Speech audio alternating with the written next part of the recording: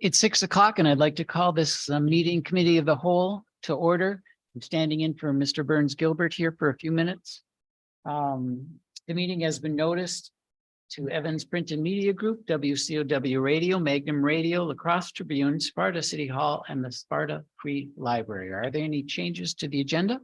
No, there is not. That being the case, I would request a motion to adopt the agenda as printed. So moved. Thank you. I'll second that. All right, it was moved by Mr. McKenna, seconded by Mr. Wells. All those in favor say aye. Aye. Opposed? Motion carried. Please stand with me for the Pledge of Allegiance. I pledge allegiance to the flag of the United States of America and to the republic for which it stands, one nation, under God, indivisible, with liberty and justice for all. Mr. Russ, would you remind us of the mission statement, please? Yes, the Sparta Area School District's mission statement is to educate all students academically, emotionally, and socially to inspire curiosity and resilience. Thank you. Do we have any public input? Oh, we're doing commendation first. Okay.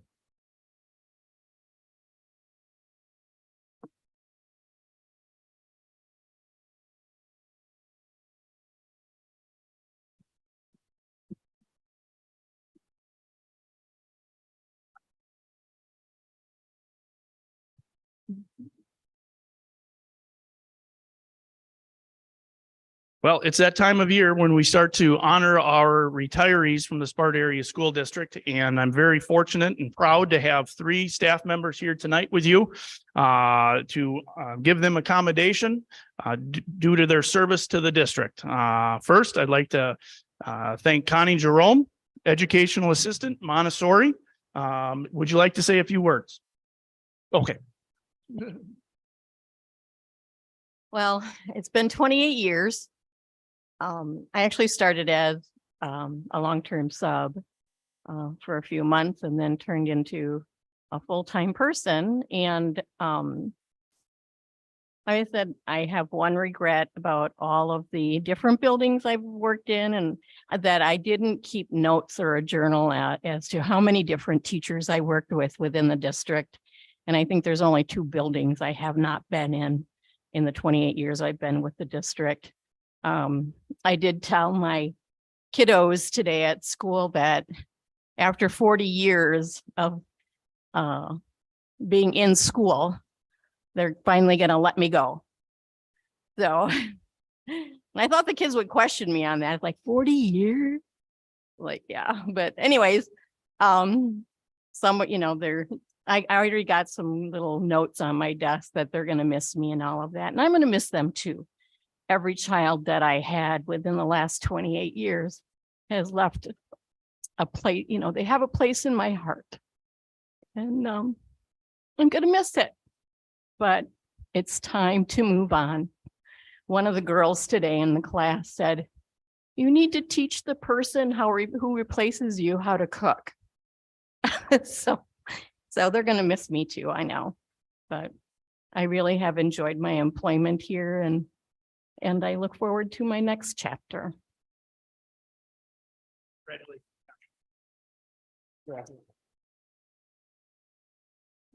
Next, I'd like to give accommodation to Mr. Dave Atlin. Dave has been a math interventionist for us, along with a classroom teacher. And he's currently an interventionist because he bounced back and forth to fill in wherever he needed throughout that time. So, Mr. Atlin, would you like to say a few words or no?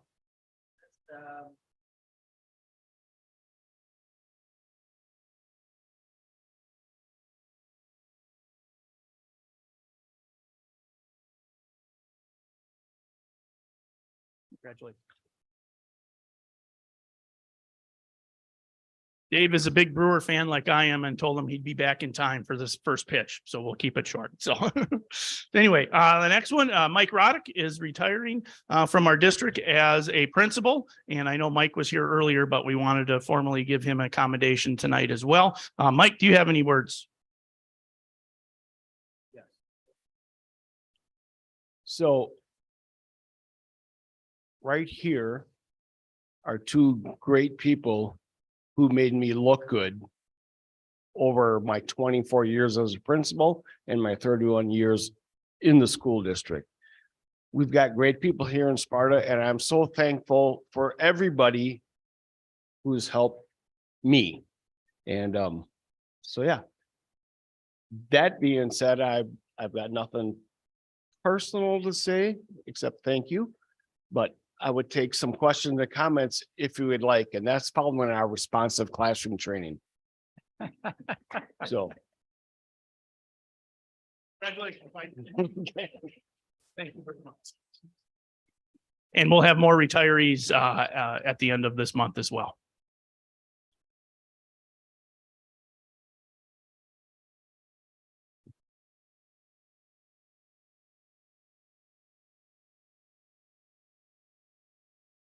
No public input? No public input. Okay, so we will go to reports, financial report, Ms. Hauser. Good evening. The financial report is attached in board docs. We are wrapping up the end of our year with really the main expense still remaining, just payroll. Purchasing is done other than purchase orders that have already been completed. And revenue is really our grant incomes that are coming in now as we're doing those final claim forms for the end of the year. So we're right on track. And next month we will have the next round of budget revisions for you.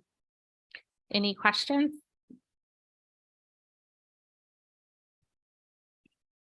Sure, go ahead. Thank you. Ms. Hauser, will these be available to the public? I see now they're on the administrative side. Thank you. We will move them to public. Okay, thank you so Yep. much. And it looks to me like we are about where we should be, but I'm no expert, so please let it. Yeah, absolutely. So again, even though we only have about a month and a half left of our year end, we still have a lot of payroll to process. So as of right now, we're looking like we'll be to the good about $150,000, meaning expenses came in less than revenues. But again, that is still preliminary, even though we only have a little while left. So we will have budget revisions next month, again in June, and then the final ones are actually in July once we truly have closed out our books. Yep. Any other questions? Here's not. Thank you, Ms. Hauser.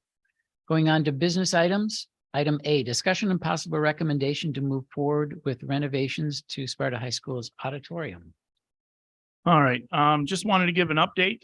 And if you recall, the board back in April did have a lot of strong support for the auditorium project. However, due to the fact of our facility assessment, the board voted to pause until that facility assessment, comes more to life. So at the end of the month, we will have our first facility assessment report. I'm happy to saying that we have another meeting on Wednesday of this week in the morning. We have another staff engagement session in the afternoon, right after school. And we also have Bray and I'll be there for a little bit before we go to the board goals and development, but Bray is also meeting with the Theater Booster Club and other stakeholders on Wednesday of this week to gain a little bit more understanding, more input about the auditorium and potential projects and that sort of thing. So very excited that we could put that together. And they're here and they said, well, let's talk with them. I know Main Stage has talked with the Theater Booster Club and other stakeholders, and this will have an opportunity for Bray architects to talk with them as well. Very pleased. We're almost done finalizing the rental equipment for the fall musical. We did find out, even if the board would have moved forward with the auditorium project, that the speakers are now on and the equipment is now on further delay due to backlog. So even if we would have said go, there is very little chance we would have had this in place for the fall musical either way. So so that's kind of the report that we have right now, but at the end of the month, we'll have a lot more information about the entire facility assessment for the board to get their first look at.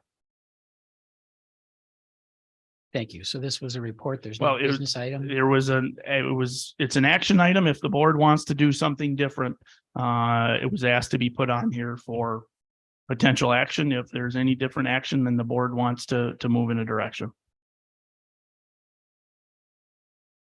Can I just get a little clarity? When you're saying there'd be very little opportunity for the equipment to be here for the next musical, how long of a backlog is there? 9 to 10 months.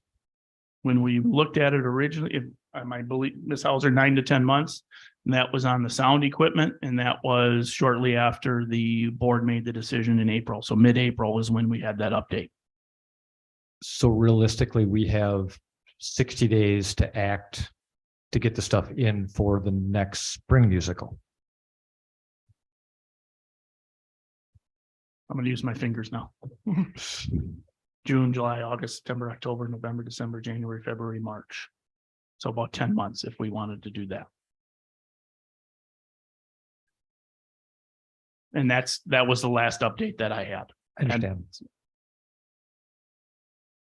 So the rental wise, cost and timeline, when do we need to commit to the rental? I certainly don't want to miss that window. I'm assuming if the backlog to buy is this long, you can't rent on Tuesday and have it on Wednesday. No, we have a plan. We're very close. Mr. Blaha is working with worked with Mr. Erickson to work with the vendor, and we're very, very close to signing that contract, knowing that we do need sound for the fall musical. Cost for that would be About taken on, $8,000. taken on by the district. Yeah. Okay. I'm assuming that, yeah. Is there any other new information that you have about the wiring? Did any of that change or? I don't have anything right now. Once the facility assessment report comes in, then we would be able to maybe give a little bit more information, but I think it's premature for me right now to talk about anything that's the wiring. When we talked about originally would be about a $75,000 additional cost if we put it up, and then would have to take it down. If we would take it down. So my initial hesitance in this in voting yes last month was because I did not want to incur that potential $75,000 to $105,000 sunken cost. I think I understand from what you told Mr. Wells, but I just want to be very clear. Does the district have any information at this time that indicates that about the structure and the architectural support of the walls in the auditorium? Are we still understanding that there is a potential for a sunken cost, or do we have more information about that? We have preliminary talks, but I think it'd be premature for me to mention ideas. We could keep the current, just like anything, we could keep the current envelope. We could increase the envelope in different ways. We've had some discussions about the auditorium. However, I guess I'd rather not say at this time because the facility report is coming up in 2 weeks. So I'm hesitant to say, hey, these are all the ideas we came up with, because they're just ideas, and I'd rather have Bray here to talk about structural and that sort of thing about, can we blow down that wall? Can we increase? What can we do? What happens if we increase one way or another? We'll have that information, a better chance on the 22nd. Also, with the Bray meeting with the theater booster club, that will also give us a little bit more insight about possible ideas. The two big questions that have it, so we don't know that answer yet, are what will the orchestra pit look like and how many seats do we want? And until we can answer those two questions, it's hard to say. If we're fine with the number of seats we have now, they have some ideas for how to use the stage to create more backup stage and things. But if we want to increase seat size or do something different with a pit layout, we don't know those answers yet. And those changes would affect the wiring and the sound. They would have a higher likelihood of affecting those. Yeah. Okay, I asked the question because this is an action item. So after the report on April 22nd, if the board were to decide that they want to go forward with the sound based on that information, we would be able to do so at that time. I believe that would be a better way because the board made a motion waiting till the facility assessment. At least we'll have a report then. And unless the board undoes that motion, waiting to the 22nd would, in my opinion, fulfill that motion because there's an initial report there. Thank you. That's my opinion.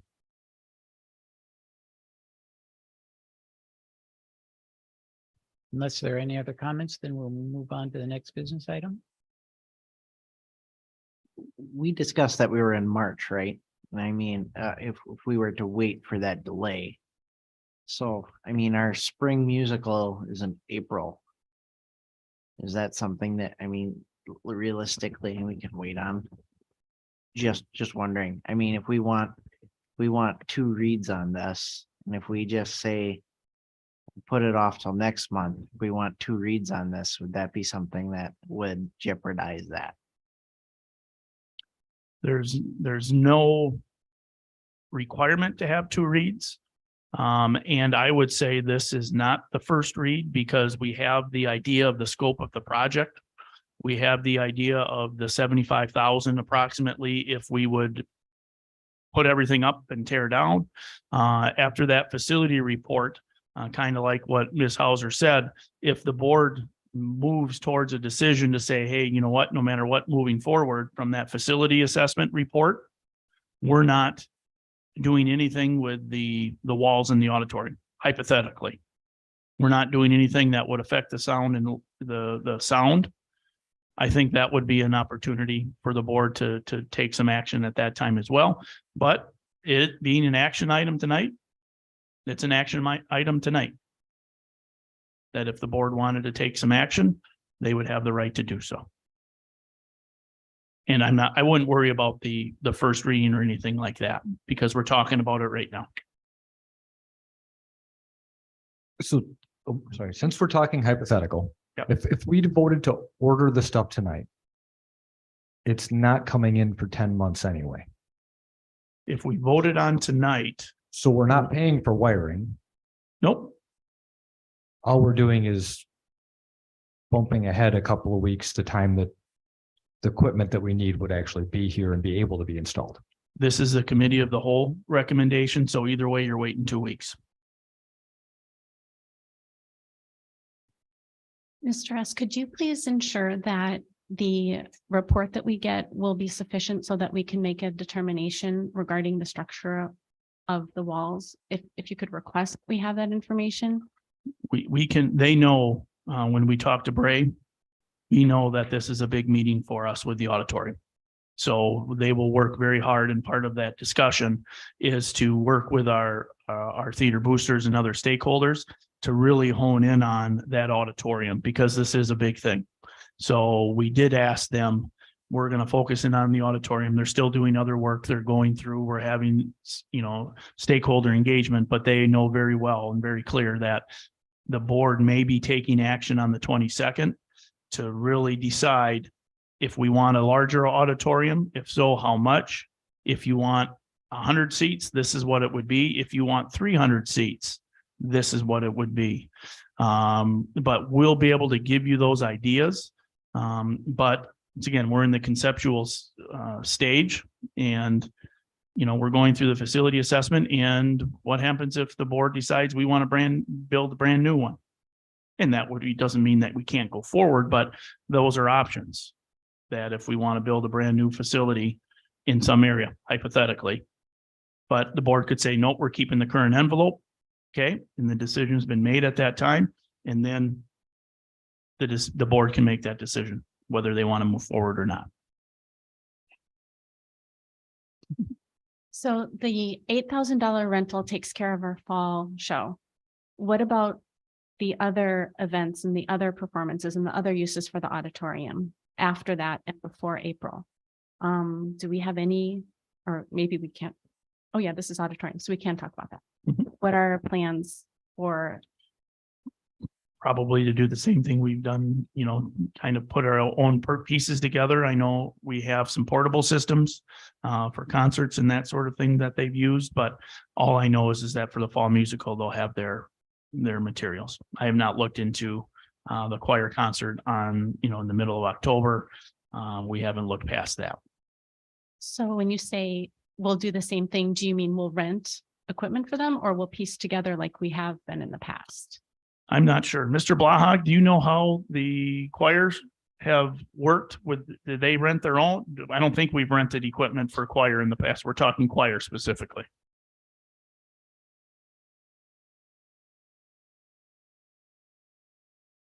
So we did have a rental agreement.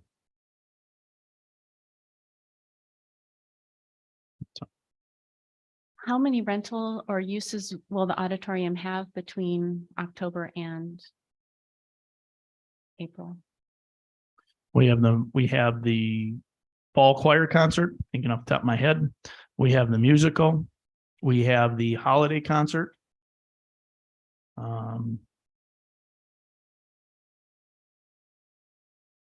I think that those are the big ones. We do have some presentations in there that we bring our own portable sound systems in and that sort of thing. Kind of like we had our presentation on Wednesday of last week for our insurance.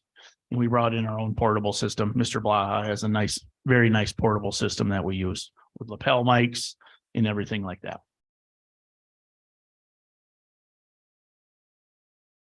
Thank you. Further comments? If not, I'll turn this back to Mr. Burns Gilbert.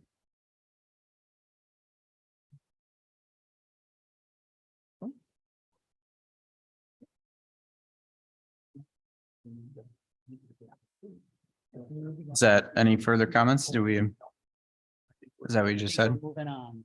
Okay. Perfect. Thank you all. Yeah.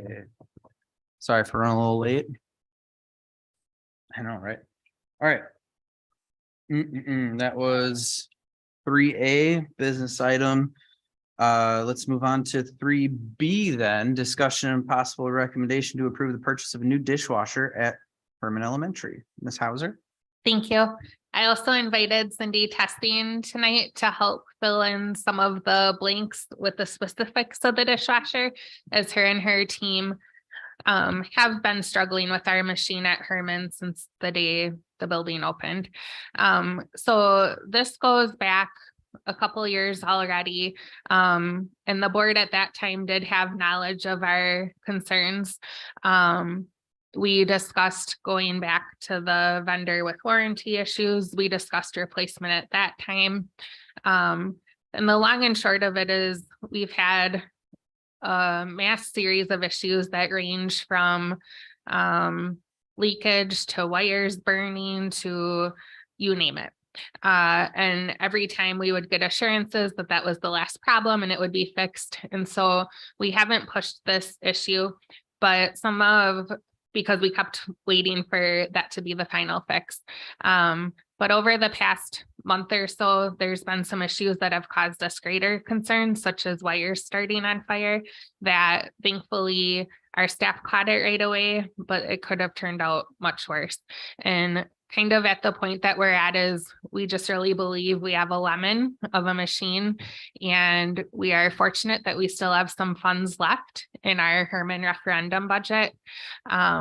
And so we can do this without an impact to the general fund. And the reality is this machine should last us 20 years or so. And we've just been having lots of struggles. So what we're recommending is to purchase a Hobart machine. So the current brand is a Champion. Hobart we have in the high school, Meadowview. And we've had great success with it. It's been very reliable. They're highly rated. And so what we did is we spec'd out the exact machine that's tried and true with us. Again, better built machine, many would say. And we did get 3 prices from 3 different vendors. And if you have any more specific questions, I'll invite Cindy to answer those, but that's the overview.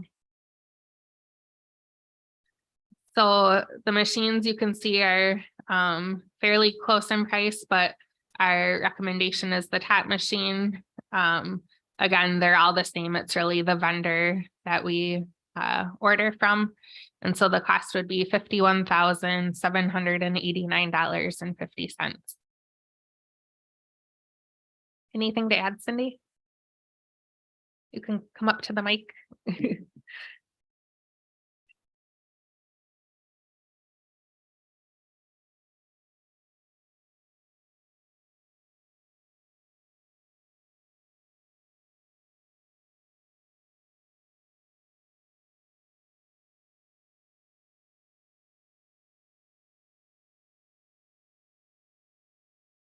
Now it is.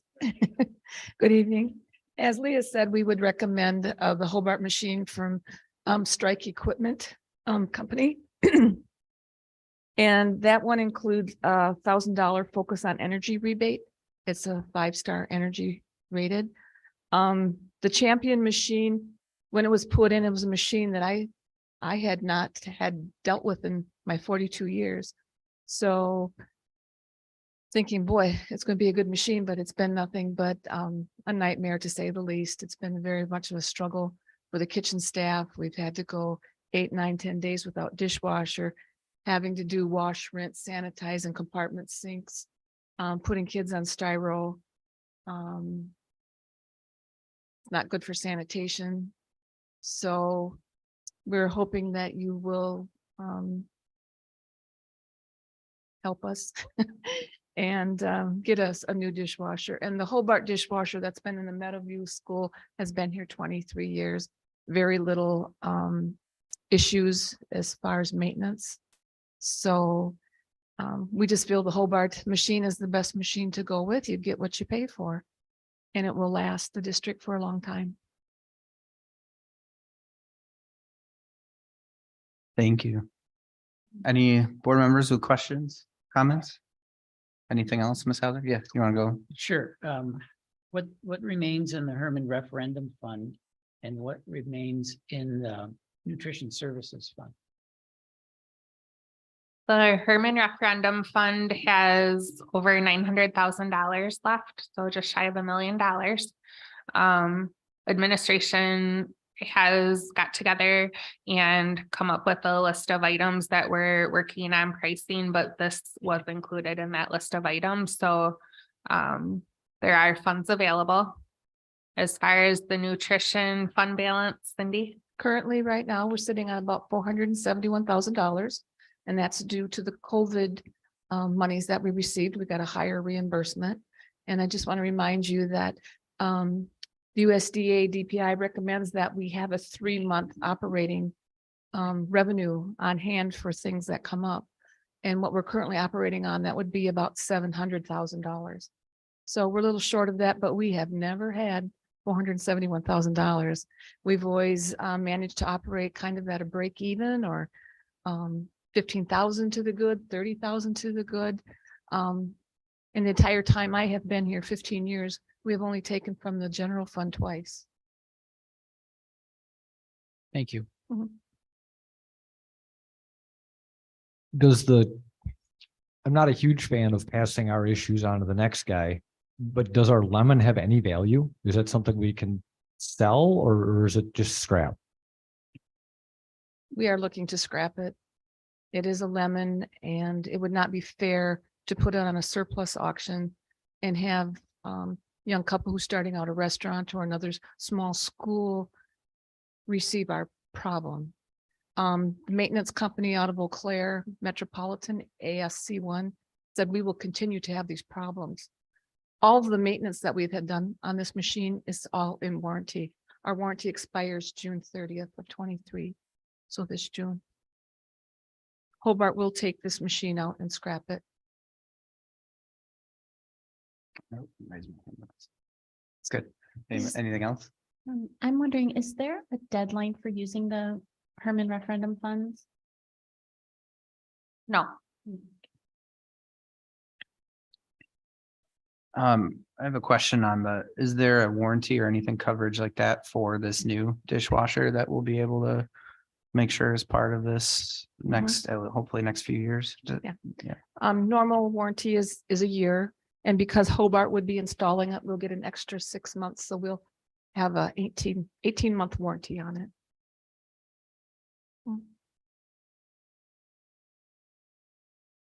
Any other questions, comments? Look for a motion if there's no other discussion here.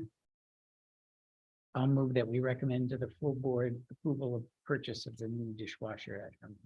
I would second that. Motion by Mr. Hendricks, second by Mr. McKenna.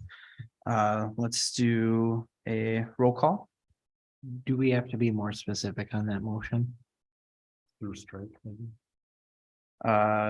Motion to move forward the purchase of a new dishwasher at Herman Elementary. Do you want to add the cost to that? Sure, we can Friendly add- amendment, Add the cost to it at 51,789.50. not to exceed. Sure. I'll still second. Thank you. Thank you. Roll call. Mr. McKenna, Yes. Ms. Lopez, Yes. Mr. Wells, Yes. Mr. Hendricks, Yes. Ms. Behrens, Yes. Mr. Burns Gilbert. Yes. All right, motion passes to move forward 6-0, 1 absent. Thank you. Thank you. All right. Keep her moving to 3C. Discussion and possible recommendation to approve the purchase of a new maintenance van. Ms. Hauser and Mr. Drury. Perfect.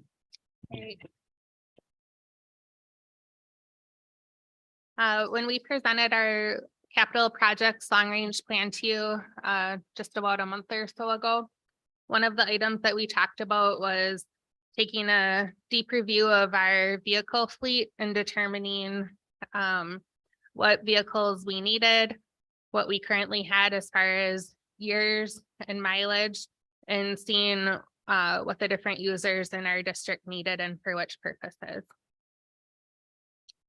And we called that right sizing the fleet. Since that time, we have gone through our fleet from both co-curricular standpoint, looking at the data reports on what our usage of has been over the past several years.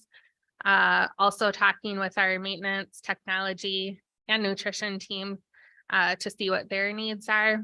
And then again, looking at the age and the mileage on our current vehicles. Through that analysis, we found 3 vehicles that we believed were appropriate to put to auction.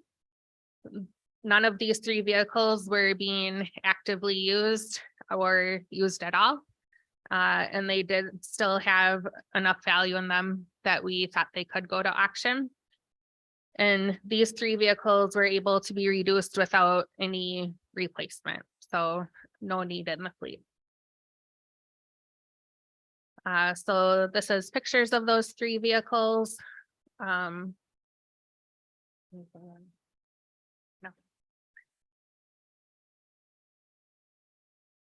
The auction ends in 2 days. We put them on Wisconsin surplus auction. The costs continue to climb as you get closer to the end of that auction. But as of right now, the Ford 350, the current bid we have is at $3,749. The Ford Transit, $8,295. And the 2006 Ford is at $4,598. And again, we would anticipate those would continue to grow over the next 2 days. In addition to those 3 vans, we have one other maintenance van that looks very similar to that maroon color van, that middle picture, that our maintenance team is using. The trouble that we're running into with this van is it's not at a height where the maintenance personnel can climb in to grab the tools and equipment that they need. They have to crawl through on their knees. That used to be a transit van that the seats were removed. And this van that's pictured here, we do have one other van similar to this in our fleet. And this purpose would work better for the department, which I will let Justin tell you a little more about. Yeah, we currently have a Ford Transit van in use in our maintenance fleet.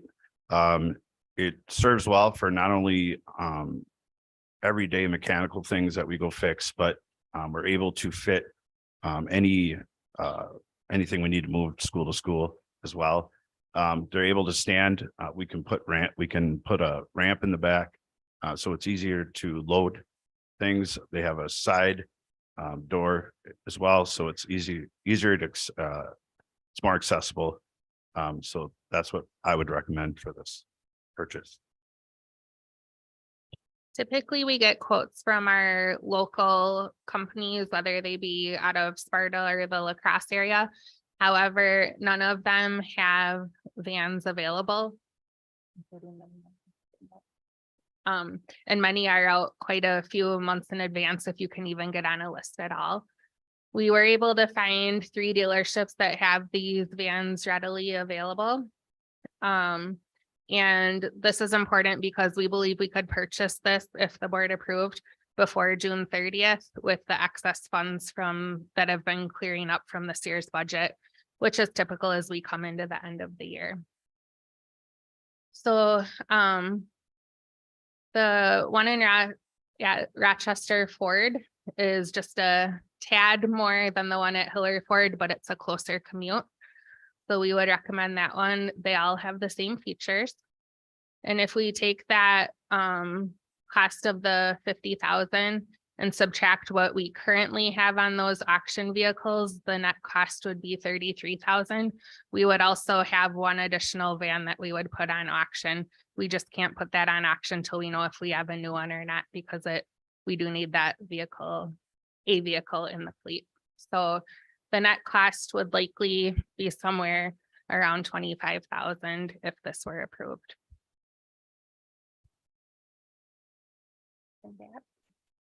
Any questions? Thank you. Questions from board members? What is the 4th van then that's being replaced? What, like year and miles? Year and miles on the 4th van that's being replaced, or year, I guess, just to get a comparison of how you're coming up with the 8,000 as compared to the similar van that's selling for 3,500. I'm not sure what the current mileage is, but I can definitely find that out for you. What year is it? 06, I believe.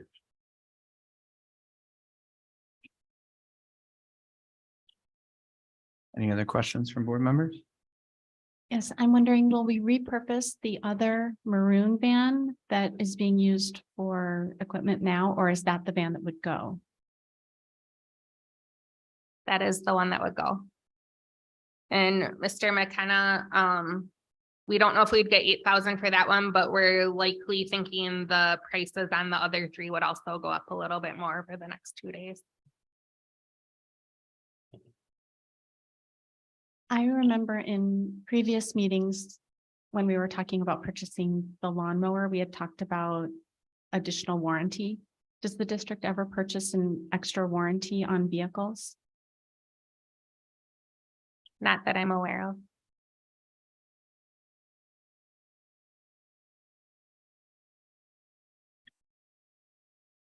Any other questions, comments, discussion? Is that something you'd like us to pursue?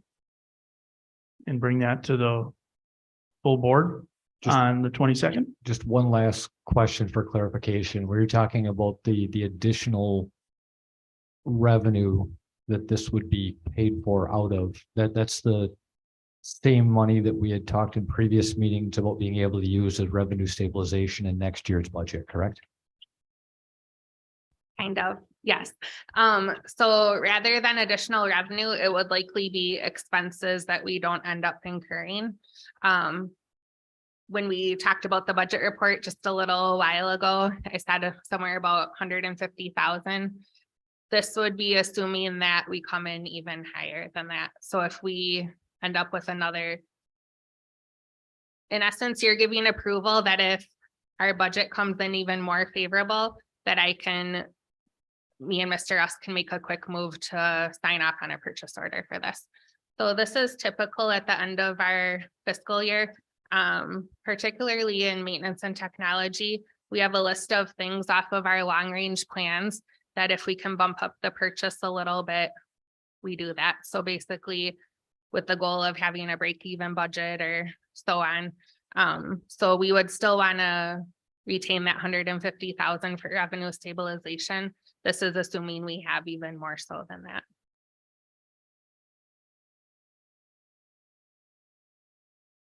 Okay, I'll move to, Oh, Mr. Hendricks, could I just say Sure. one more thing? I don't see any harm in getting information regarding a warranty. That would just provide more information for the board. So if you could do that, please. I'm writing it down, Mr. Drury, don't worry. Thank you. Anything else? As I entertain a motion? I'll make the motion to purchase a new transit van for a new maintenance van for the district. Do you want to be specific in that motion? Not to exceed $51,000. Motion for Mr. Wells to recommend a purchasing of a new maintenance van for the district not to exceed $51,000. Do I have a second? I'll second that. Second from Mr. Hendricks. Any other discussion from board? We move on to a roll call, please. Mr. McKenna, Yes. Mr. Hendricks, Yes. Ms. Behrens, Yes. Ms. Lopez, Yes. Mr. Burns Gilbert, Yes.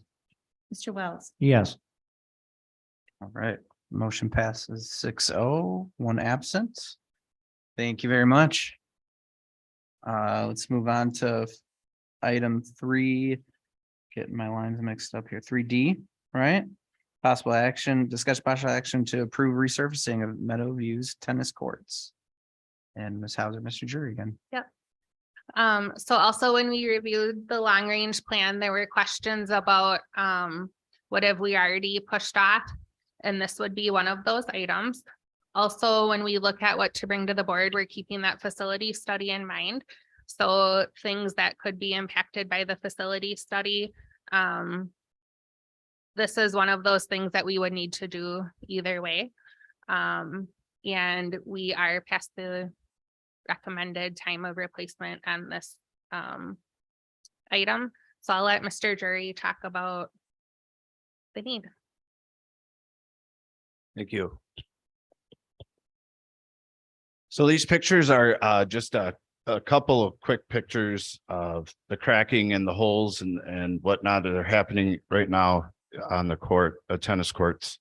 They were resurfaced in 2017, and we are at the point of risking, if we don't take action now, of having to redo the whole courts if we don't resurface them.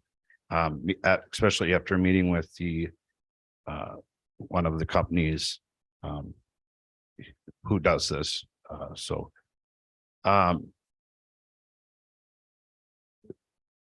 when there's cracks in the tennis courts, the moisture seeps in underneath the surface, expands in the winter, and then keeps continuing to create cracks. And then ultimately you have to replace the whole court if it does not get fixed. This quote includes power wash total areas. They also check the nets and posts and reset them if needed. Right way tape system. They tape all the cracks, and then they have 2 coats of acrylics resurfacing, and then they retape it or relined the courts as well. And it comes with a 3-year warranty. Unfortunately, fortunately for us, the Midwest Seal Coat did our last resurfacing, and the 2 others that are in the area no longer either do it or will not travel this far to take care of that. So when we did this in 2017, we also brought to the board at that time, I think, 2 quotes because there just aren't many companies who do this. Midwest Seal Coat back in 2017, we didn't have experience with them, but many of the other districts in the area did because tennis courts are so expensive to replace that this is a way to extend the life without going through that full replacement. So many districts had found success with this. We tried it in 2017 and we also have had success with it. We were previously on closer to a 3-year rotation. Right now we're about 6 years out, but you can see we do have cracking. And so with this though, there's that sweet spot of when it works versus when it's gone too far and you need a full replacement. And so that's why we're bringing this one to you tonight for consideration.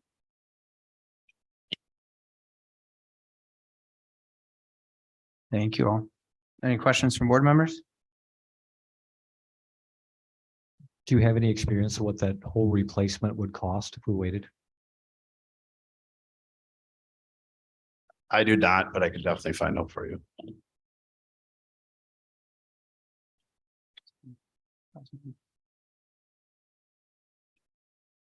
Any other questions? If we go ahead with this seal coat, there's a 3-year warranty. Would your plan be, if possible, to replace it in 3 years? Like, or not replace, but reseal in 3 years, or would we be able to stretch it out a little bit farther? And that warranty include repairing within those 3 years? They definitely get monitored every year. So we would do the inspection. Based on our past experience, I'm guessing we could go to 4 or 5 years. Or 6. But yeah, we would inspect it regularly and for sure catch anything at that 3-year mark. And the warranty includes repairs Yes. within those 3 years? Yes. Thank you. Any other questions from board members? I'm just gonna go back to what Pat said on the last agenda item. This won't jeopardize any of our. So I know we were planning on rolling a lot of these dollars to next year. This won't jeopardize anything that we're planning on doing in the future, right? I don't know about jeopardize with this one. The timing will depend on our excess funds and if it comes before July 1st or after July 1st. In the most recent version of the budget that we have for next year, we did earmark, I believe, $200,000 for capital projects. And so if possible, it would come out of this year. If not, it would be one of the items that equal the $200,000 spend next year. This also is the item that would qualify for Fund 46 as well, since it's on the long range plan.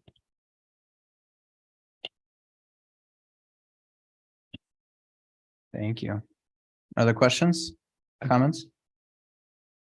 Just clarity, you're saying if possible, so again, if our budget came in this year beyond the $150,000, beyond the dishwasher, we would do, no, not the dishwasher, the van.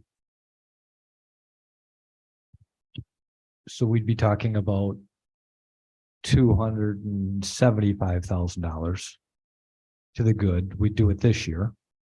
If it did not, it'd get pushed into next year's.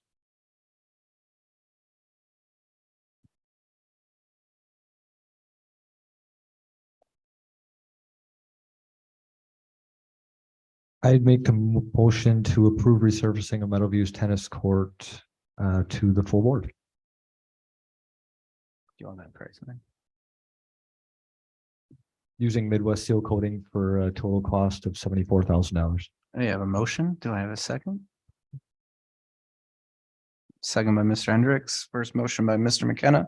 Any other discussion from board members? Otherwise, we can go to a roll call. Mr. Burns Gilbert, Yes. Mr. Hendricks, Yes. Mr. McKenna, Yes. Mr. Wells, Yes. Ms. Behrens, Yes. Ms. Lopez. Yes. All right. Motion is recommended 6-0, 1 absent. Thank you. And we'll, I guess, keep you up there for the next one too. So business 3E, discussion, possible recommendation at improvements at Meadowview's PA system. So this one was requested by a board member that we bring an update on the extent of the project and what the cost would be. I also wanted to mention, realizing we have some newer board members, it's pretty typical this time of the year that we see a lot of buildings and grounds related projects because a lot of that work happens during the summer months. So just so you're aware, this is a typical process. As far as which year the purchases come out of, it's really me watching the budget daily as we get towards the end of the year to see what cost or budget dollars are freed up, and then making that determination if it's before or after July 1st. So regarding the PA system, I will hand it over to Justin. Currently, we're running into a lot of issues with our PA system at Meadowview, not working, being too quiet, too loud in some areas, as well as our bell system is outdated. And we're actually having to change the time on our laptop manually daily. The program that we use for our bell system cannot be updated anymore. No, it no longer is supported. So if it crashed, we wouldn't have bell system at Meadowview.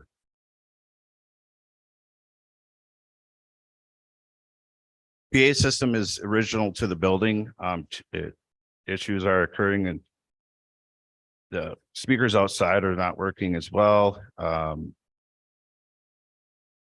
And we are looking to remove and install all of the PA and bell system, update the speakers and additional outside speakers. And we're looking to repurpose some wiring as well.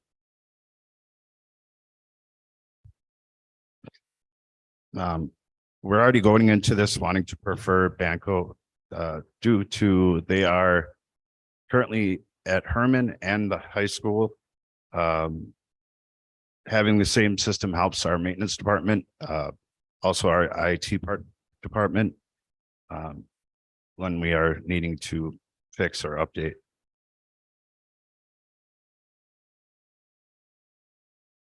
There is a big difference in price for Banco and Sounds and Media Solutions. Reason being is Banco is also are going to be repurposing a lot of the current hardware, if you will, and wiring, and where Sound and Media would be using all brand new speakers and wiring.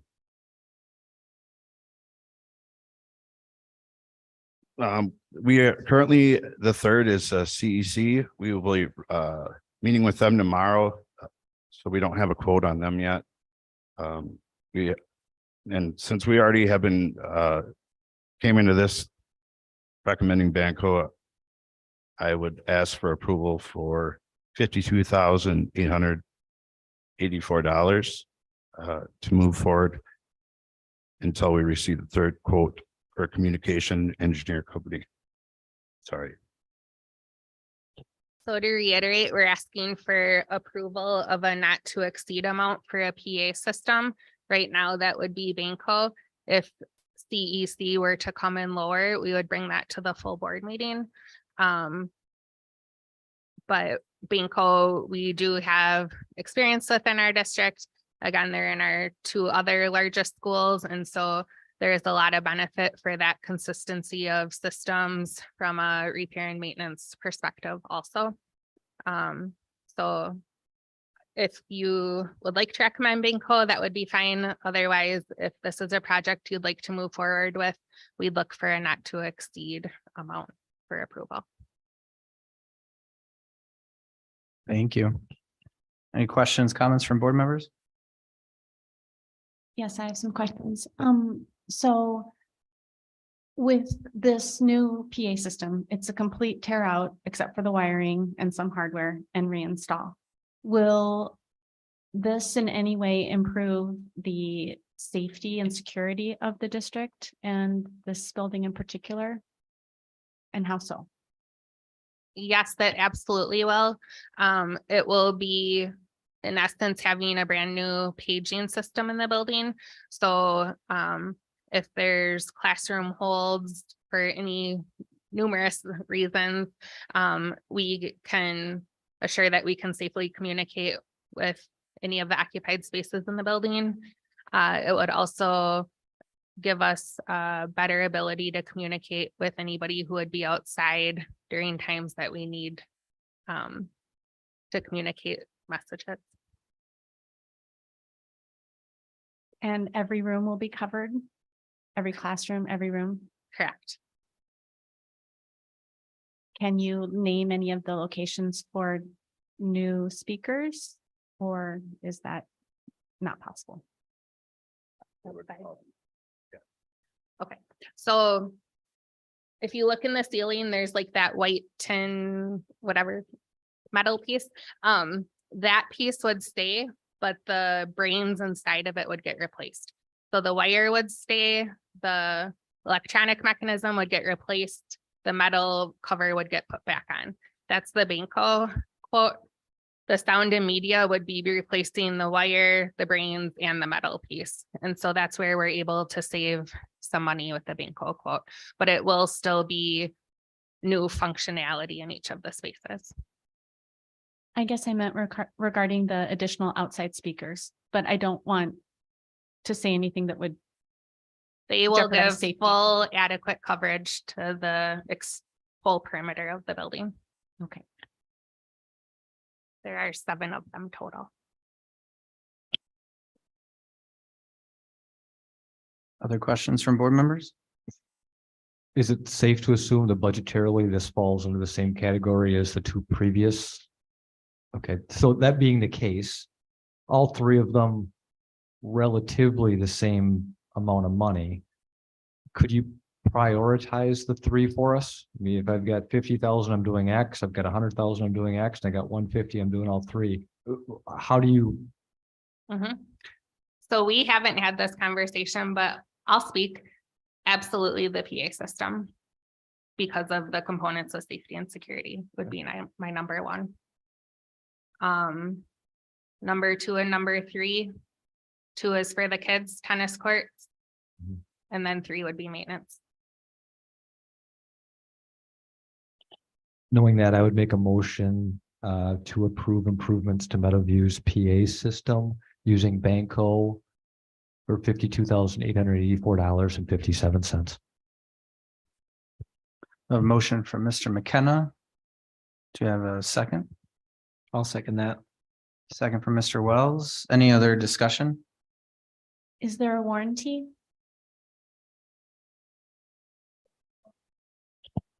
Just a 1-year warranty on it.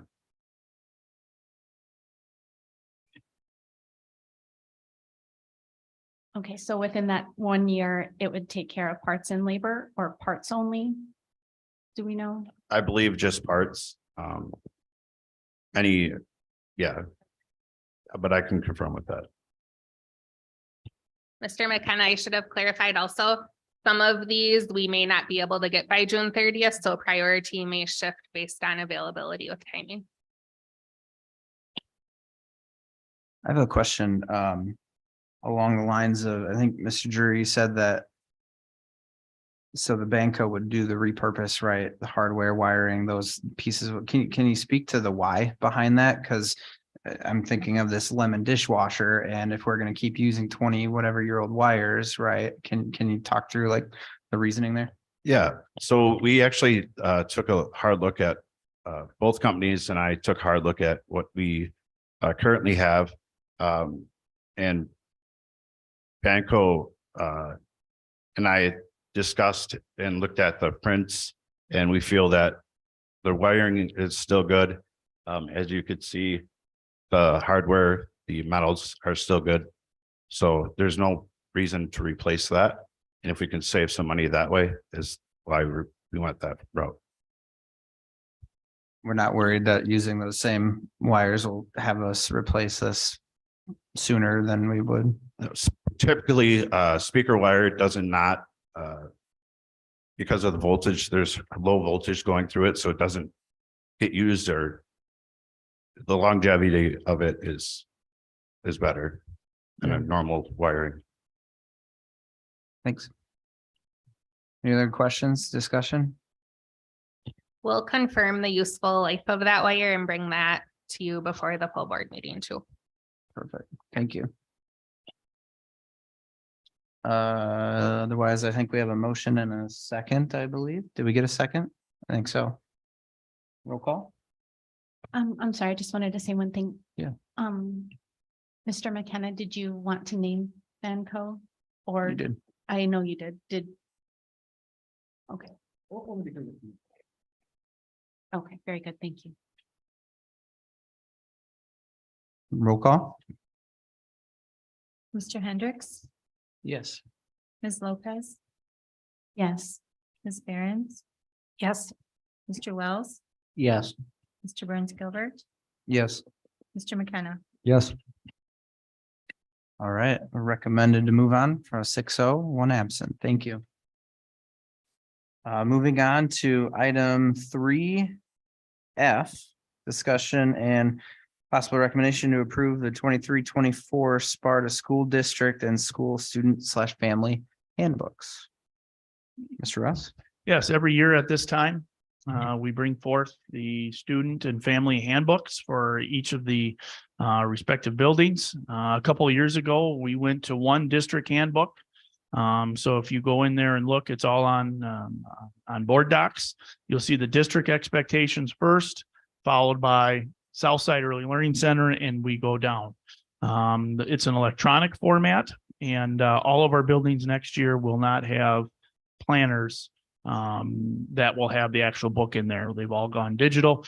Early Southside might have some printed things, but it's all online, and we would be able to, update if we needed with more information or anything like that. So the principals, directors, and myself did go through. And we wanted to bring towards the major changes to you, and we only really had one major change, and that's I've asked the building principals and assistant principals to be here to talk about this. But before I get to the headgear proposal, we did update our policies, went through and updated those, but those were really the major ones. But the headgear one is right now we do not currently in previous policy, it specifically said no headgear, except for a religious exemption, which we had a process outlined and that sort of thing. Our new policy that we adopted does not have hats or headgear specifically listed. However, it is still in our handbook. Okay, so the building principals, we talked about this. I can tell you as a high school principal, we've talked about it in past cabinets. And this year we thought that we would bring this change to you, that headgear would be allowed at the specific buildings under specific situations. Security has come up. We have other local schools that do not have a I'm just going to call it a hat policy so I don't have to say headgear all the time over and over. But so the hat policy, and they have shared that it really hasn't increased. You're going to get a little bump because they can do it. Then after that, it's that sort of thing. For safety and security, we've been told that it's easier to find somebody with their specific baseball cap because it's usually personalized and that sort of thing with that way. So, but those are the main changes that the biggest change that I feel is to bring towards you for your recommendation tonight, along with the rest of the handbooks. And we do have the administration here to answer any questions about any part of the handbook, hats included. Thank you very much. Any questions right away from board members? I do. So the what we're looking at is a draft, or are we looking at last year's and the changes will be made to this? Because I'm looking on page 137 with respect to caps. I was curious about that. And and it still prohibits caps. That's it here.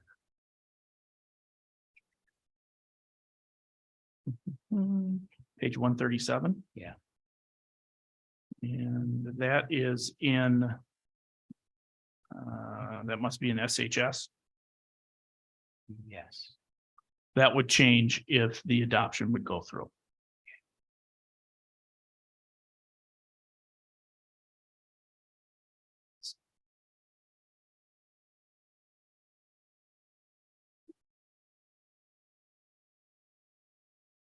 Do you have any more questions, Mr. Hendricks? Thank you. Sure, I have one, and I just want to make sure this was considered. Not necessarily something that I'm swayed for in either way, but I just know with our military population, I know that the main reason, well, I was told a long time ago that the main reason why this policy was enacted was because of our military population, like the view of respect when you take your hat off the second you walk into the doors, and no hats in the building and whatnot. And maybe not necessarily a safety security thing, but maybe a respect thing, kind of like why maybe not to the extreme of this, but like kind of not like calling your teacher by their first name kind of ordeal. So just something to consider. I'm not really too concerned about it either way, though.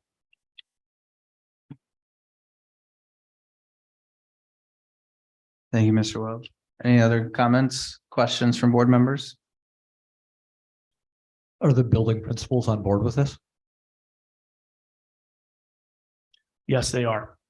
And they're here tonight. If you, every building, Miss Everson Riley couldn't speak to it. But the buildings are represented here tonight. If you have specific questions. So you did say certain circumstances or certain situations that would be allowed? Is that what I heard you say earlier? No, we would allow them. However, when we start talking about headgear, the question in the classroom is, I need to see your ears. For example, we'll allow the hat, for example, but the buildings will say, you know what, no hoods, because the teachers need to be able to see your ears, because we don't want ear pods in. So when we start, the hats will be allowed. However, you need to be able to see your ears. So you can't just pull it all the way down and listen to your iPod while the teacher talks and say, well, I got a hat on, I'm okay. So there's going to be certain regulations, what our kids need to do. So to make sure we have the best educational environment for all. If there's any, the gangs, well, they're all going to be, in the past, we've had this policy for the past 15 years. And this policy is still in there. If it's gang related, and if we can prove it's gang related, it will not be allowed. It's that we have that right to do that as long as we can prove that it's a gang related and it will cause a substantial disruption. We do that right now. So, but right now we do not have it. Sales, I believe Meadowview's got a hat day coming up here for a great cause. So it really starts to solidify, are we going to do this or not? The teachers, I haven't spoken to them, but the administration has said, unfortunately, we have some kids that make some poor choices. Mr. Hendricks, take your hat off, takes his hat off, walks around the corner. It's right back on. Mr. I don't know your name, please take your hat off. Mr. Hendricks goes right by. Now we have a power struggle.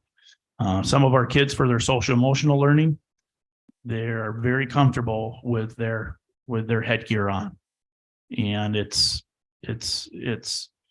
a support for them, and they have a lot of pride. As telling someone to take their hat off might be the same as please put away your phone or take away your phone. It's a sense of pride, and we can work through any questions we have, but the administration is recommending that we remove the headgear requirement. And we acknowledge Fort McCoy's presence to us and the respect as you walk into the door and that sort of thing. I'm not saying that it's disrespectful to have a hat on. I'm not saying that. I can say that times have changed as well. Are all other changes to the handbook outlined in red or yellow rather? They should be or struck through, yes. Okay. Is it possible for this to be, I think it's only on the administrative side. Is it possible? I put it for- on the, I You- put it on the regular one. Yep. Okay, thank you. Other questions, comments from board? I think when I went to high school, oh, gosh, that was all the way 2 months ago in March. I was in Miss Iverson's grad group class and they all said, when I asked them, how can we make Sparta better, hat policy came up. So I think they'll be excited about this change, hopefully, if it goes through. Any other comments or discussions there? Otherwise, we can do be looking to entertain a motion, possibly under consent if people would like to go that route.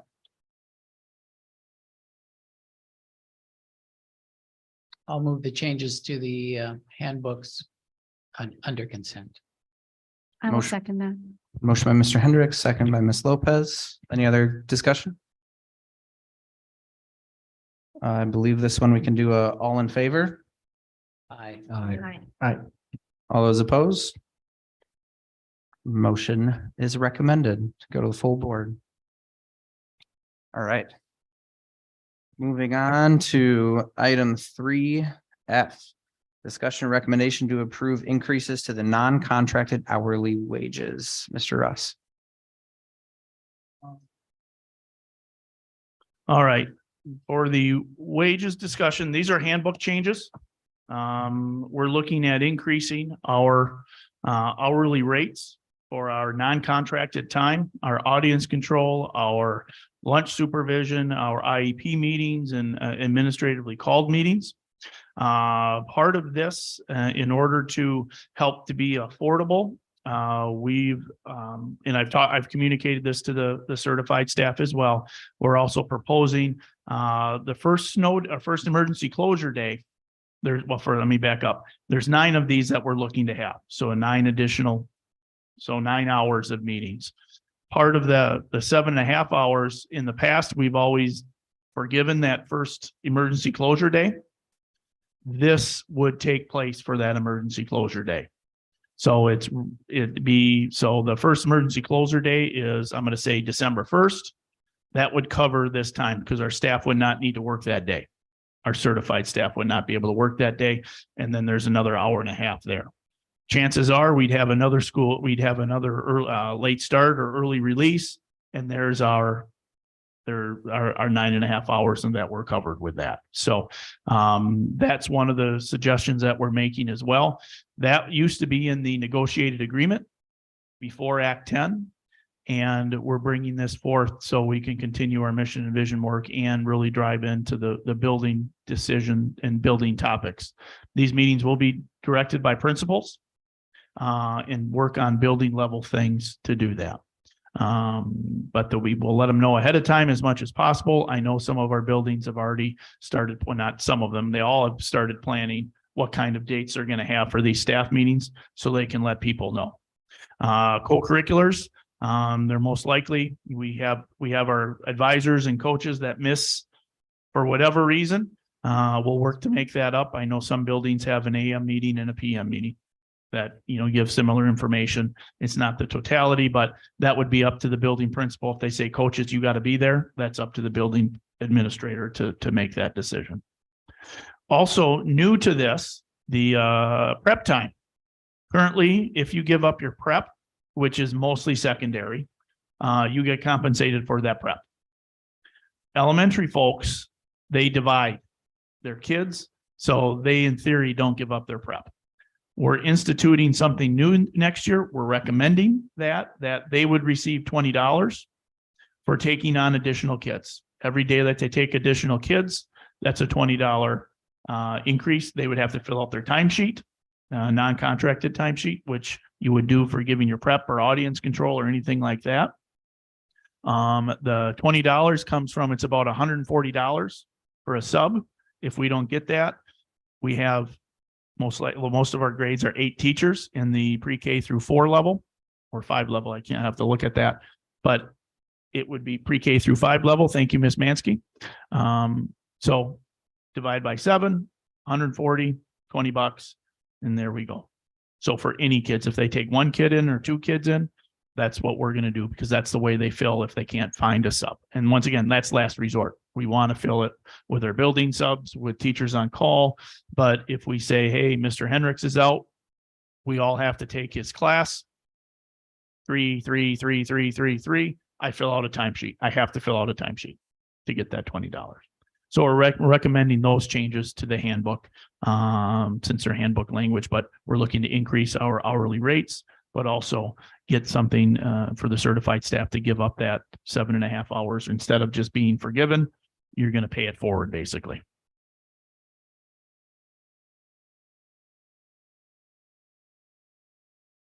Thank you, Mr. Russ. Questions from board?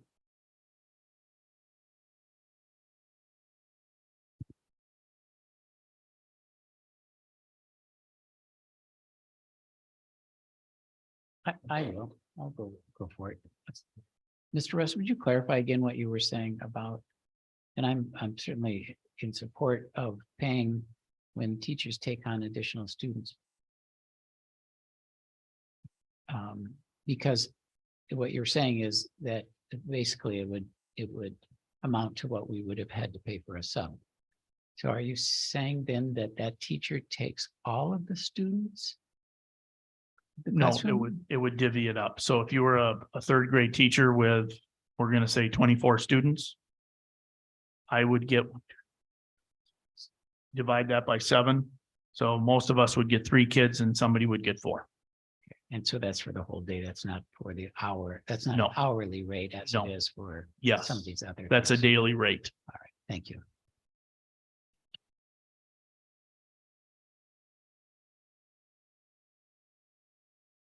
Mr. McKenna?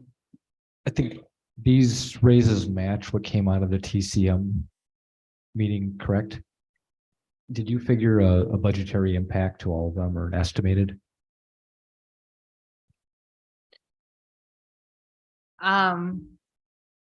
We are looking for it to be approximately budget neutral, with the reason being that 1 hour per month after school, that would be less administrative called meeting pay that we would have.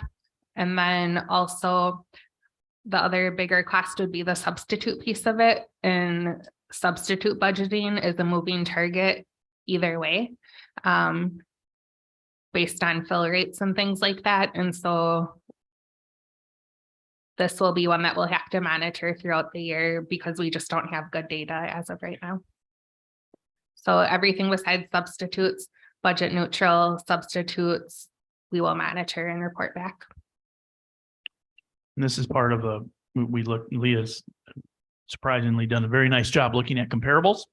And this puts us in line with comparables as well. Thank you. Any other questions, board members? Ms. Lopez, did you have one? All right. No more discussion. I'll entertain a motion.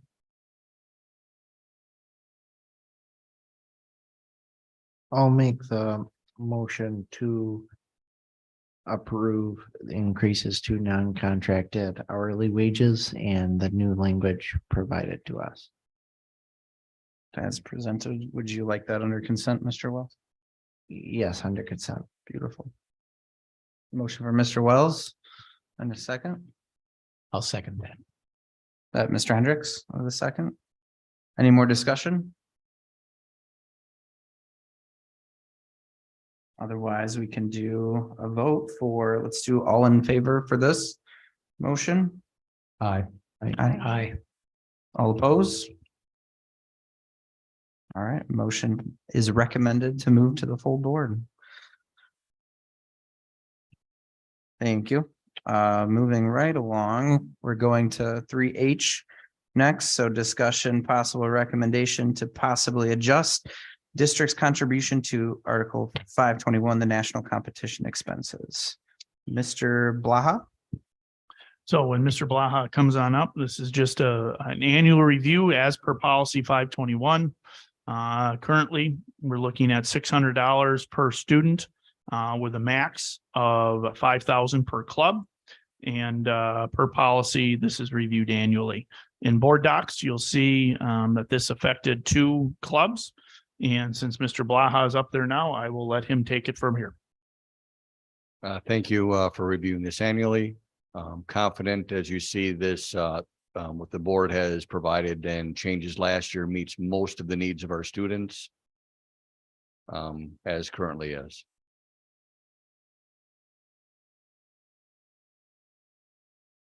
It'll be our recommendation just to keep what it's currently at with that. We had DECA and FCCLA earn their way to nationals. However, we also have possibilities just to give the board a scope and everyone else. HOSA, FBLA, powerlifting, FFA, robotics, and archery would be possible ones for this as well. That are typical. Doesn't mean that there can't be more. Thank you. Any other questions from board members?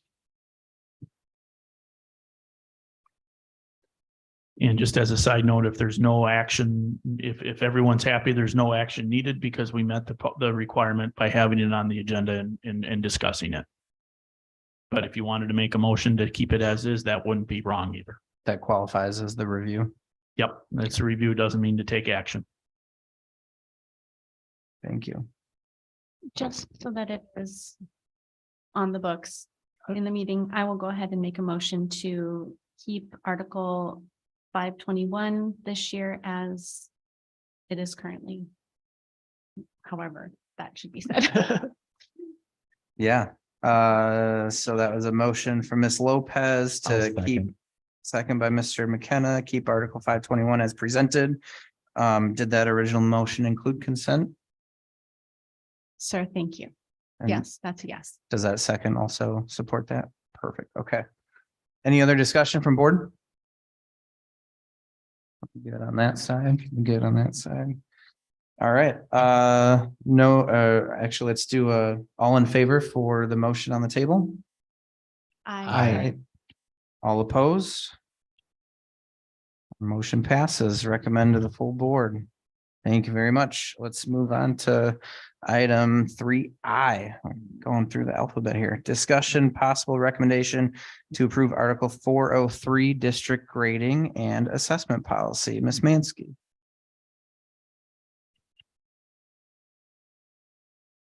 Well, we had an old article about the grading policy that had what we had done prior to standards-based grading. And so you'll notice that on the updated version, that first section does include standards-based grading for the elementaries, Montessori, and Innovation STEM Academy. And then the secondary school is very similar to what it had been previously. We're just making sure that we add these articles that were not addressed in the policies into the policies so that everybody has the same information. So this really brings our grading policies to up to date with what we're currently doing and moving forward in the future as well. The secondary ones are 512. Ms. Mansky and I talked about while Sales and High Point, they're considered in there. However, part of their charters, they're exempt from this policy. So that's why they can go to a different sort of grading policy per their charter. Ms. Mansky, I noticed that for the secondary schools, the student grade level status has been removed, meaning that to attain a sophomore status, you have to have 12 credits, et cetera. Is there a reason for that? Really, it's just based on, do they have enough credits to graduate? So does it really matter what their grade is, you know, what they're considered a freshman, sophomore, junior while they're there, was our thinking with that one. In addition, for standardized testing, if we say, hey, you're a junior, however, if you only have 24 credits, you're still on track to graduate. Do you take the pre-ACT or do you take the ACT? So by labeling students by years in high school rather than by credits, it benefits us in the standardized testing as well. Because juniors take the ACT. And freshmen and sophomores take the pre-ACT. Pre-ACT. So it could be in theory, if I only have 12 credits through my 3 years, I take the pre-ACT, the freshman pre-ACT over and over and over. This way, we're working with them. It's staying with their peers. It's best practice. So instead of identifying with Mr. Hendricks, you should not sit to the right of me again. Mr. Hendricks only has 15 credits. Well, do you take your junior meeting then? Or do you have a sophomore meeting? Do you go to your sophomore grad group? We just label them when we continue them when their years in high school is what we have found realistically what we're doing. So we're just doing what we do in practice rather than saying, hey, you're 12 credits, so I can go into being sophomore status. Okay, thank you. Other questions from board?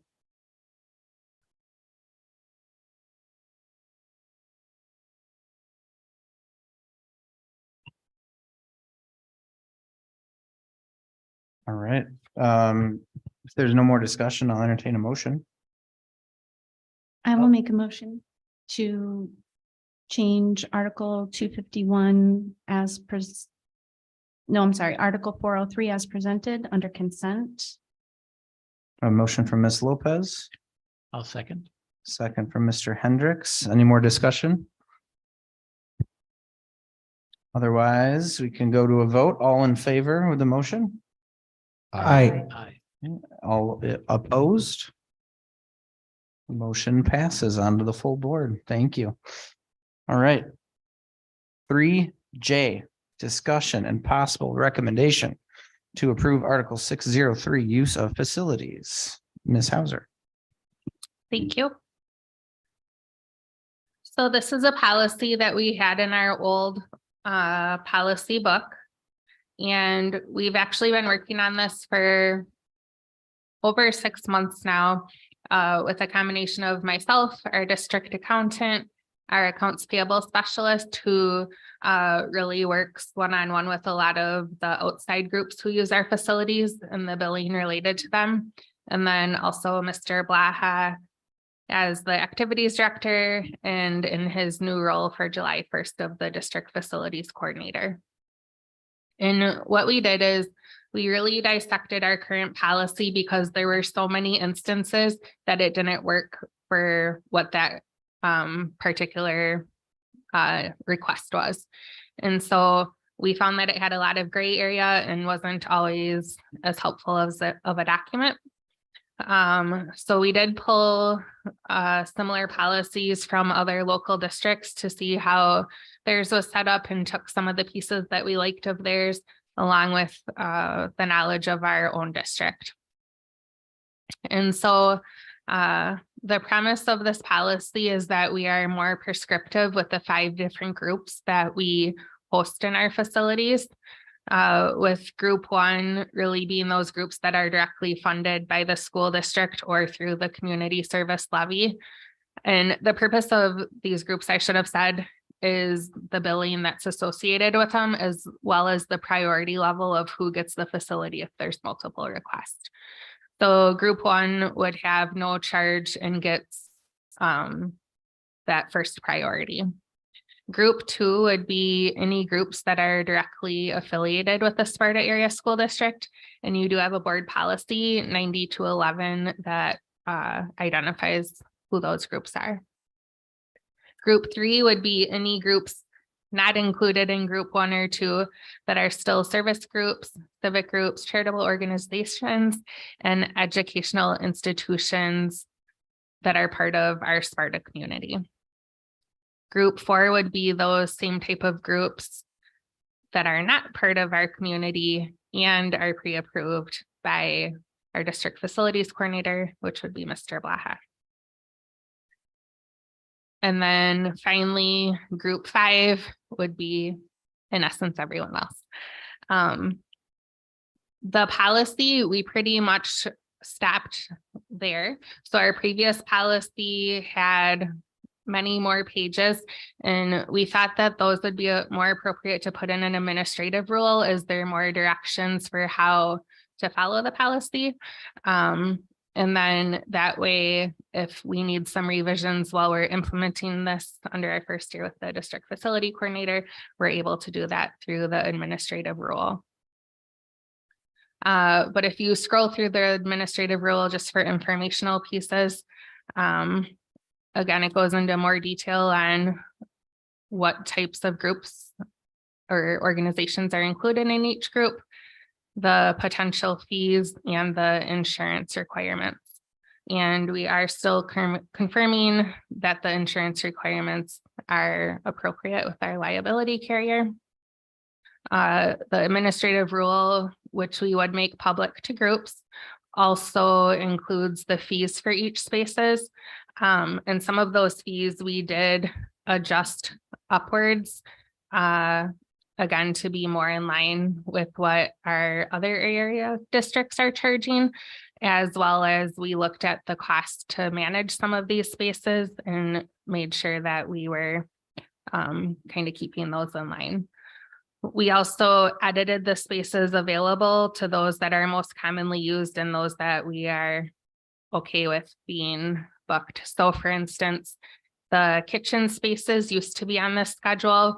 Through our most recent nutrition service audit with DPI, they really talked to us about the risks of that and that it may not be a good idea. So we agreed, and so we removed kitchen spaces, for example.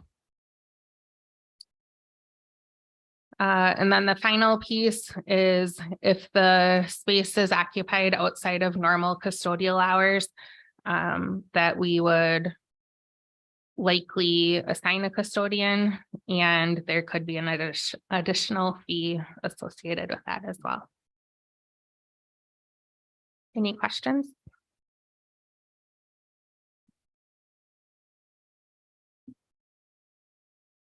Do the changes in fees, will they have an impact on any of our current groups who use the auditorium?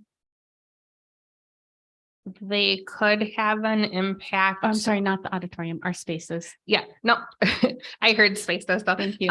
they could have an impact, but we did try to be mindful of keeping the costs for group 2 and 3 very similar to what our current costs are. So like group 2, for example, there's no fee, and those are the groups that the board has recognized through policy that we want to support. Groups 3, 4, and 5, we do need to be cautious to make sure that we're at least recouping the cost of running the space from a utility standpoint and things like that, and that's per DPI. So we tried to keep those costs as minimal as possible while still being in compliance.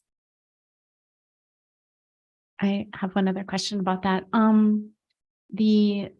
So we were renting the turf field, and I see that that's a larger expense, which thank you for that. Yeah. But no concessions. So if they wanted to have concessions, that's not a possibility. And is that for the same reason?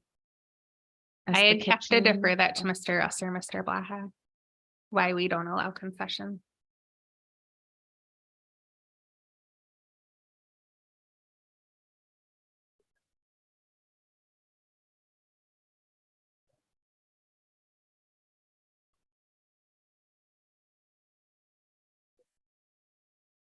So would you recommend adding concessions or the memorial field to that concession stand list? I see. We will do that. Yep. So if anyone's listening online, the answer was that concession stands as a separate item. However, we only listed Meadowview and Sparta High, so we will add Memorial Field to that list. Thank you. So then my next question is, if they wanted just to use the plaza at Memorial Field, is there a section for that here? Because obviously we have the turf field. We will look to add that as well. Thank you. Okay, thank you. Thank you. Other questions, comments from board members? I'll make a comment. That's the greatness of an administrative rule. We can start looking, oh, that's right. We want to do this. We want to do that. We can do that very easily then.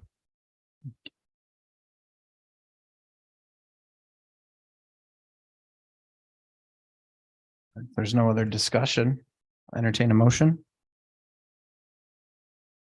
I guess I just want to say one thing, and whether it's before motion or after. I know these buildings are owned by us and run by us, but they're paid for the community. I like community being able to use them. I don't have a problem with charging for things. I just really want to make sure that we aren't limiting the access of anything. And it's kind of hard going through these and figuring out which group fits in which group. So I'd like us to really, maybe this next year, while we're getting requests, to be very, very, very mindful of supporting the civic organizations who do use our facilities.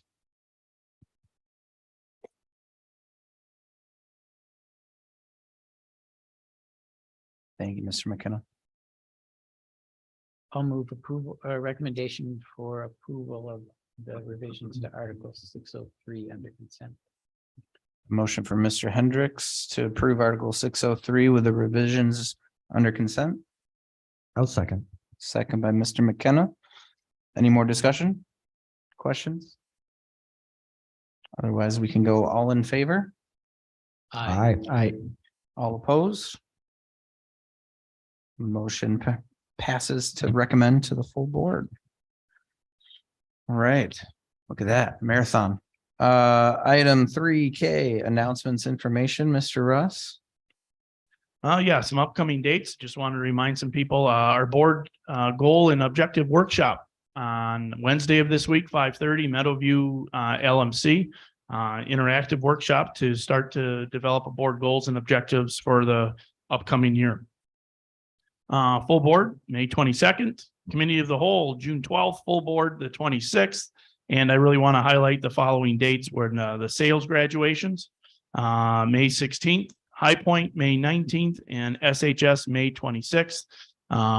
These are community events, so all board members are welcome along with all the other public as well to celebrate our successes of our graduates who've worked very hard to get there.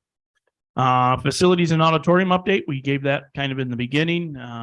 Bray and Associates will be here on Wednesday to talk with our faculty again and our administrative team to move that process forward and work with the Theater Booster Club and other stakeholders on Wednesday as well. Along with that, and the report to the full board on May 22nd. It won't be the final report, but it will give an update of where we're at to give a really good idea about how to move forward. And as we talked about earlier, really focusing on the auditorium, most likely if the board wanted to move in that direction about, maybe what the current envelope would look like, or the future envelope, I would say, moving forward. Lots of great things happening, a lot of field trips, a lot of activities. The weather's starting to change, which is great. A lot of great energy as I walk through the hallways. The one thing was May the 4th. So May the 4th be with you. So I wished all the Herman kids, May the 4th be with you. Several of them got that. And one of them said he was Darth Vader. And I said, well, remember Darth Vader converted into good on that. And I said, I hope I didn't blow anything from maybe he was only on Star Wars. I hope he wasn't there. But anyway, a lot of good positive going on in our district. Very a lot to be proud of. And I really want to give a shout out to our senior parents and families who have worked so hard to get them to almost to the finish line. And I know they'll continue to be the support, but a special shout out to our senior families who are working very hard to make sure their kids have what they need to be ready for that post-secondary goals of theirs. Thank you very much. Any other announcements from the board? With this being Teacher Appreciation Week, I just want to say thank you to all of our teachers.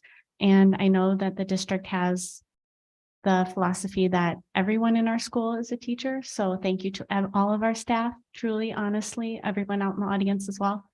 We appreciate you. We're here for you. Thank you. 100%. Thank you.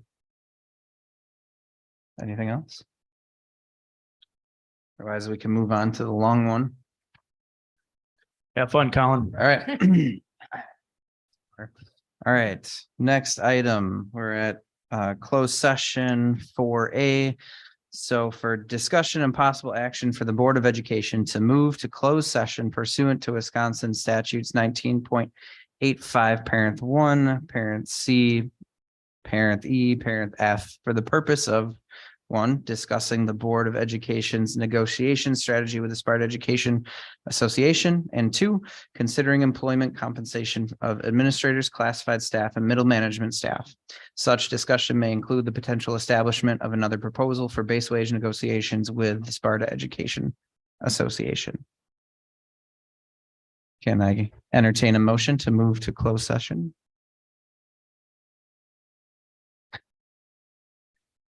I'll make that motion. Motion for Mr. McKenna, I'll second that. second from Mr. Wells. Let's do a roll call. Ms. Lopez, Yes. Mr. McKenna, Yes. Mr. Wells. Yes. Mr. Hendricks, Yes. Ms. Behrens. Yes. Mr. Burns Gilbert. Yes. All right, we are now in closed session. It's 7:40. I'd recommend us convening at 7:45 in the LMC. Perfect. So